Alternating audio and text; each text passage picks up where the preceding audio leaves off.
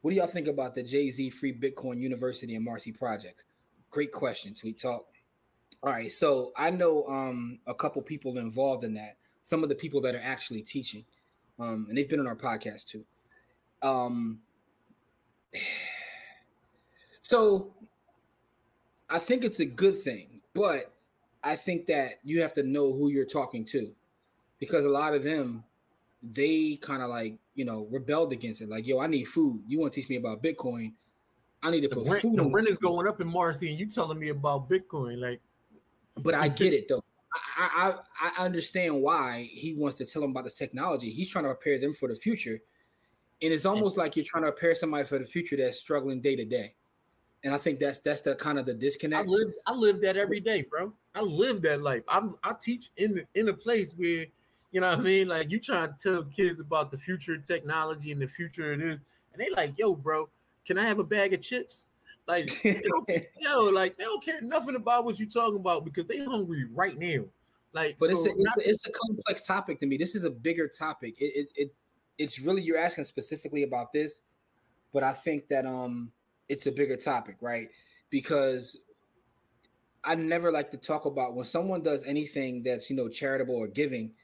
I can't judge that, right? That's what I feel personally, right? I can't feel it because you don't have to do anything for anybody. And you're right. They did. He said this here. They did airdrop $1,000 of Bitcoin at the end. I wonder how fast they went and cashed them joints out. Because they probably put it on the Cash App because Dorsey was involved. But I think that right out. I think that the education he's giving them, and yes, that was Naja. Shout out to Naja, who's a legend. She was definitely on by the hood, and she was one of the teachers there in Marcy. Yeah. So I think that what she's teaching them though is great information, and they should know it. No, but it's just hard to teach someone that kind of information when they struggling to as boy I say to me, put food on their family, man. Yo, listen, how about this? You're giving people something they don't want, right? There's always a thing about giving people something they don't want, right? And they'll never appreciate it. You know what I mean? That's like, for those people who got kids, if you tell them that y'all going out for ice cream and you give them anything besides ice cream, it's not what they want, and they go and rebel. Even if you got them cotton candy or something else, you know what I mean? Mm-hmm. Or whatever. But if you give somebody something that they don't want, they're never going to appreciate it. You can buy them. If you buy them, like, it's like buying a 4-month-old baby some Jordans. Those babies don't appreciate them Jordans. They don't care. But if they appreciate formula, but they don't appreciate.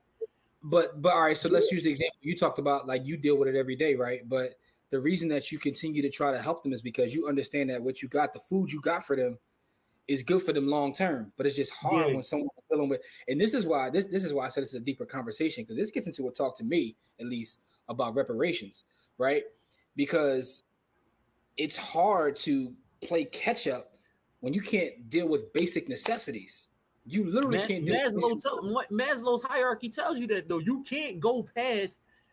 You gotta meet people at that level first. You gotta take care of basic human needs before you can start to teach about anything else. Those higher level skills. Maslow's hierarchy is something that everybody should study, right? Yeah. It's because if you understand Maslow's hierarchy, then you can understand why people don't learn at certain levels. Because if their basic human needs aren't met, it's hard to get higher level learning. Yeah, and that's the thing. Like, and when people start talking to you about these things, like your Pavlovian response is automatically like, "Oh man, get out of here! You trying like that's automatic. That's automatic. That's just what happened. That is what happened." But I wonder. I didn't see the response to getting that airdrop $1,000 though. I saw that it happened. I didn't see what the response was, but I understand why he's doing it. But I also understand the backlash. So it's a complex topic to me. But I never judge anybody for like doing some work, because that work has to be done. And maybe and the thing is, you can't reach everybody, but maybe he sparks the mind of a youngin in there who's in there listening. You just never know. And that's why you got to continuously just do the work, because when you do the work, you're not going to reach everybody, but you may reach somebody.